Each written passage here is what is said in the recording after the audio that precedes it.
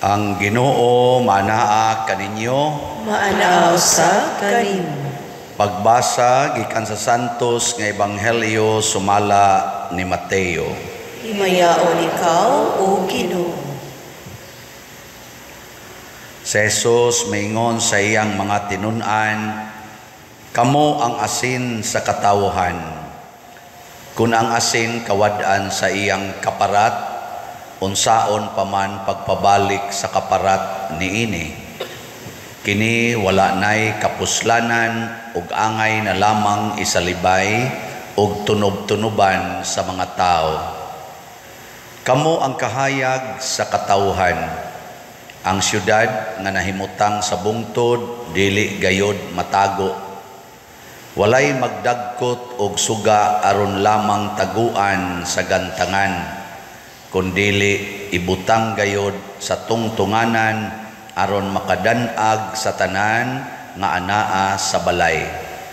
Busa ipadanag gayod ang inyong kahayag atubangan sa mga tao aron makita nila ang inyong mga maayong buhat ug magdaig sila sa inyong amahan nga atua sa langit. Ang Ebanghelyo sa Ginoo. Daingon ikaw, O Kristo.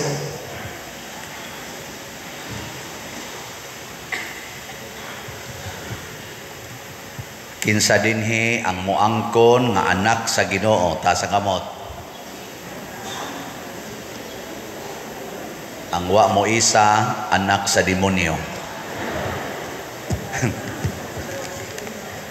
Matod pa ni Kristo diri, kinahanglan kuno nga gikan kanato ang mga tao magdaig sa atong amahan.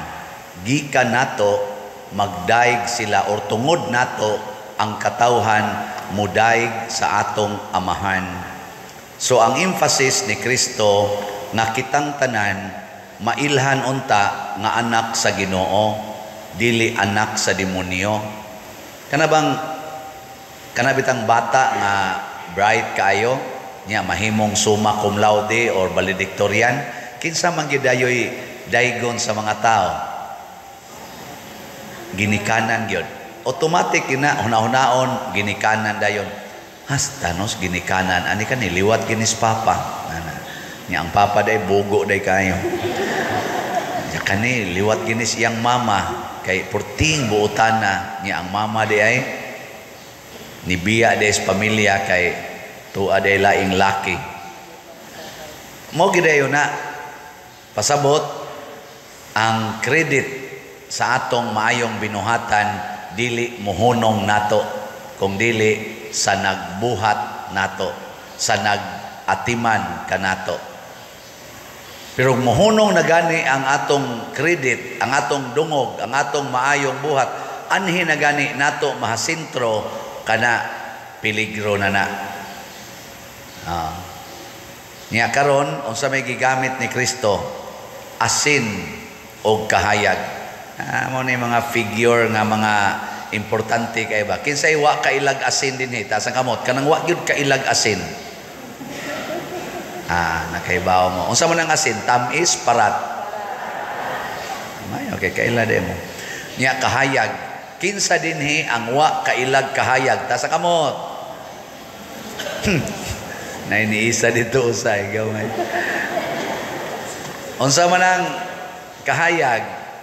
Unsay kalainan sa kahayag ug sa kangit-ngit? Kun ngit-ngit, wa kay makita. Kun hayag, lingi ako no imong tupad, kakita ba ka? Lingi imong tupad. Niya pangutan na siya, kita ka na ako. Kakita ka na ako, ana. Narabay daghan kaayo nga bisag hayag na di gyud magakinit-anay. Kay ang naong sa usag ana dere gatamudhoy. Usasab. Kay nag-away di tungod sa utang. Aka na ding nay nag-inutangay kakita di na. Di kanang nag-away tungod kay managsilingan, unya ang iyang silingan nga 25 years old gikabit sa iyang bana nga 50 years old na iyang bana niya siya 52 Nya nangabit iyang bana og 25 years old, kanang 52 mutagad na sa 25. Mutagad dili. Bulahan kon mutagad.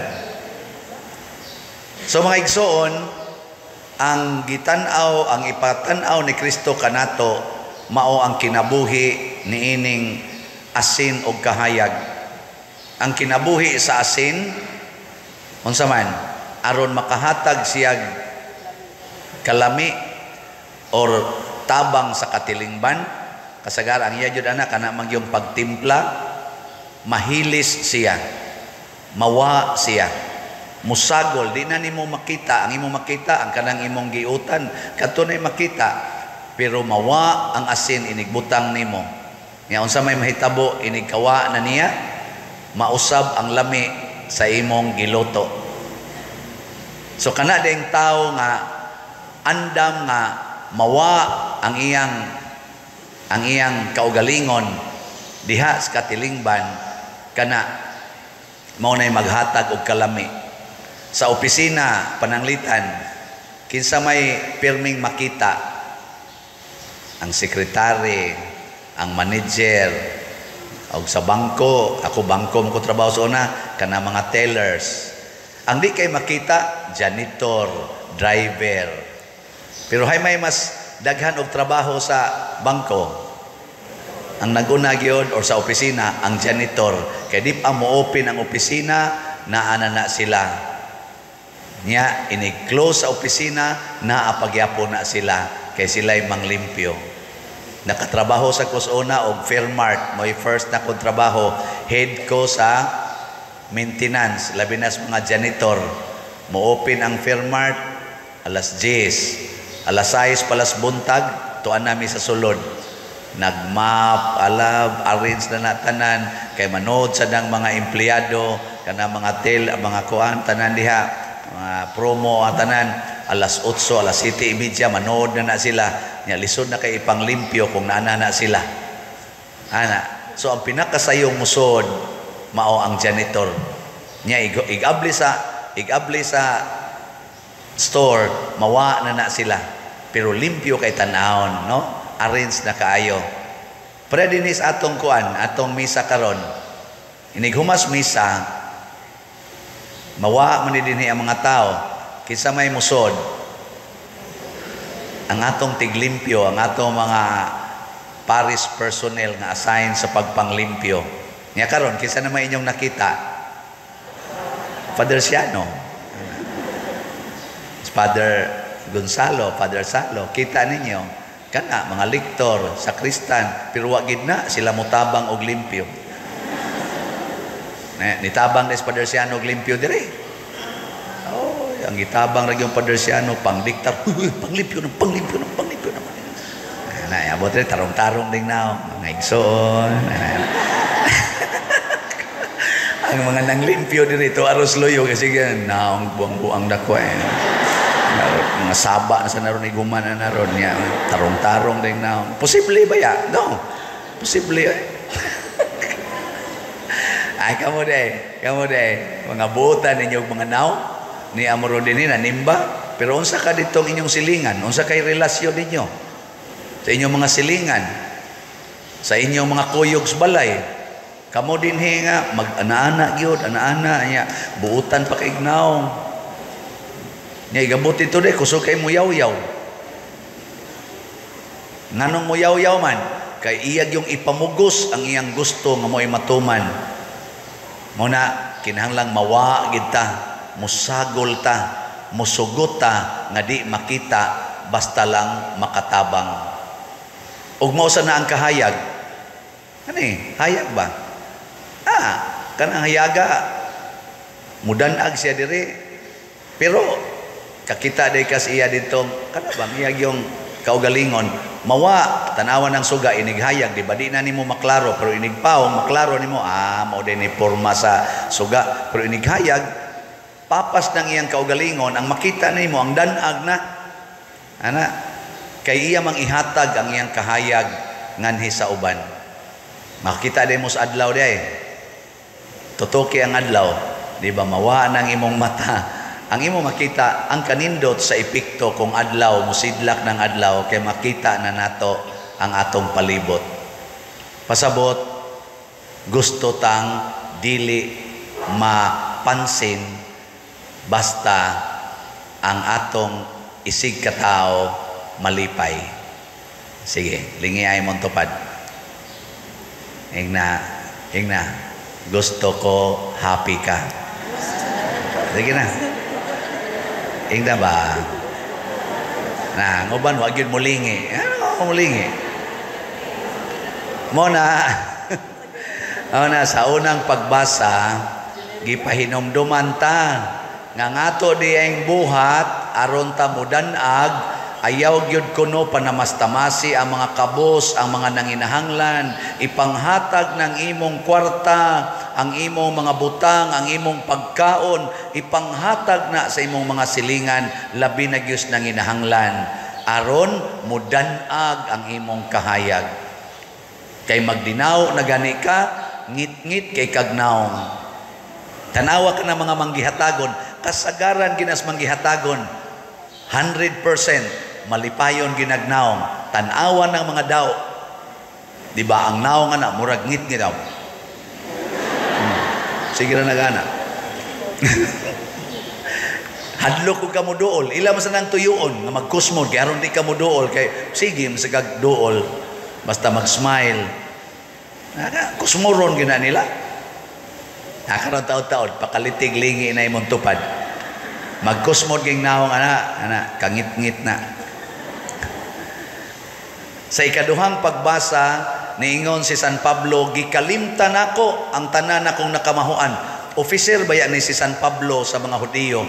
Kusog kay ni siya manglutos o mga Kristiyanos, knowledgeable kay ni siya, very passionate, zealous nga pagka-Israelite. Pero matod pa niya, pagduol nako ninyo, akong giwagtang ang tanan akong kaalam, usa na lay akong gihinomduman, si Kristo, labi na gyud ang iyang kamatayon sa krus. Kanay atong hinomduman, nga naman, kana bang moingon ta nga, gusto kong maliwat ni Kristo. Ayaw na ng imong mga pangandoy, ang pangandoy na ni Kristo. Kana bang mamatay ka para sa imong isig katao. Ikaduhang lingi be, kani nindot-nindot na ning istorya. Ingna siya. Yung tubad ba pangutan na na andam kang magpakamatay para nako. Gano, ingna ka no. Sige na. Abi ako lang mangutana ninyo be, kamo andam ba mong magpakamatay para sa simbahan? Kusga. Pamalit mo og slot. Tanawa, ang imong kwarta og ipalit nimo og slot unsay mahitabo, mawa sa imong puder. Nya ma-recognize pa dinhi, dili na kay musagol na siya sa daghan. Mo na nga ang atong dopes nahalina na taas of yesterday og 19,000. Pakpak. Ingka. Nya kinsa may naghatag ani pader? Lang basta nangabot ra na ato tay record ana pero isagol na diri wa tay i-announce nga mga ngan kay mauna na siya ang asin nya iniglingi nimo sa imong mga mata ka la nindot among simbahan no ana ngadtos gawas nindot ba kana mauna siya tanaw nimo sa imong lingkuranan nindot na ngari nindot altar nindot kinsa may gahimo ani sagol tanan. Igtilaw ni mo sa imong pagkaon, lami na. Hay mang asin, sagol tanan. Mo na atong slat-slat, sagulo nato ang gagmay. Nyagingnan kong San Vicente Ferrer, ihunong na ng pamaligyag dopes. Puol na na. Ang sami ako ibaligya, napamay tukurunong kumbinto, 35 million ang cost ana. Nga napasatay bayranan diha ang atong daan, agianan, mga 1.5. Napatay tiwasunog toko dire, dagkutanan o kanang souvenir shop. Padong dire katong bagong CR. Siguro, mga 1.5 sana. Napatay 38 million nga panginahanglan. Ang San Vicente, katong 19 million man to. Nakuha na to, nagasto na to nato.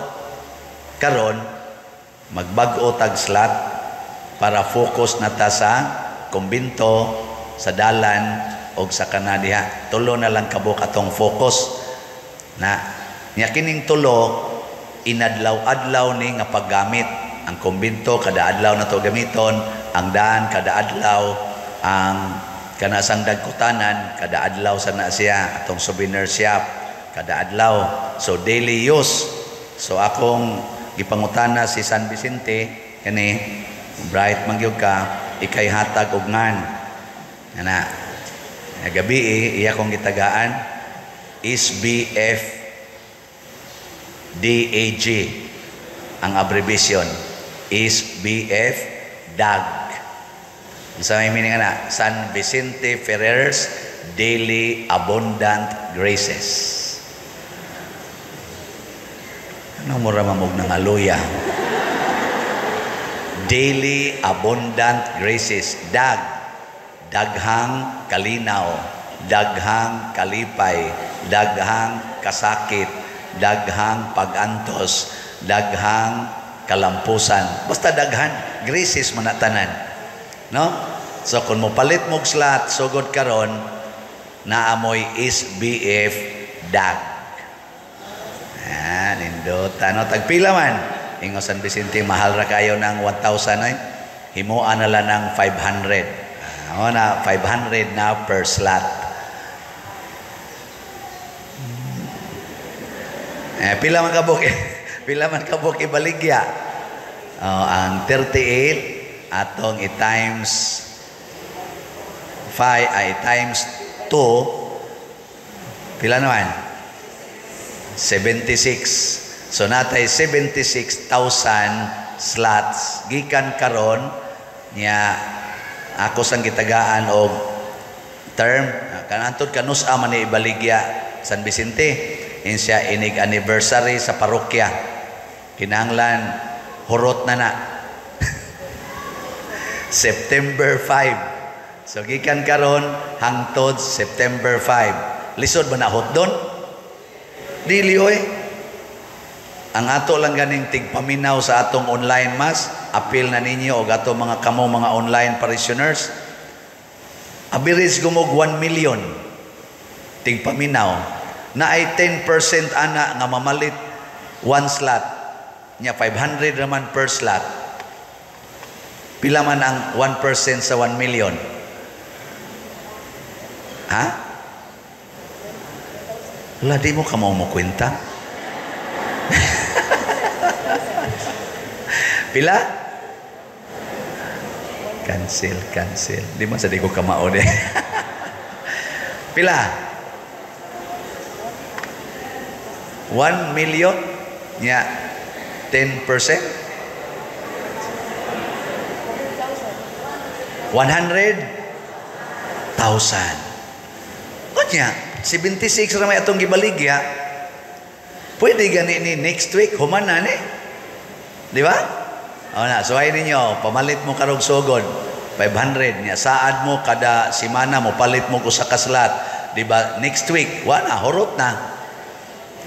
O na, ikapundo na ato day na diyang tukuron. Mga igsuon, mauni ang mahitabo kung mahimotang asin og kahayag. Matod pa sa atong tubag sa Salmo, sa to? Ang matarong kahayag diha sa kangit-ngit alang sa mga buutan. Kung mahimotang matarong kahayag ta sa kangit-ngit. Ang ato karong kinabuhi, gingit-ngitan tungod aning kadaw sa kalibutan. Ato ning ilisan og kamanggihatagon labi na gyud para sa mga nanginahanglan. Mudanag ang kahayag, musidlak ang kahayag, mga lipay tang tanan. Muna, unsa to atong bagong slot? SBF DAG. San Vicente Ferrer's Daily Abundant Graces. Sige, manindog ta katong gustong mo palit.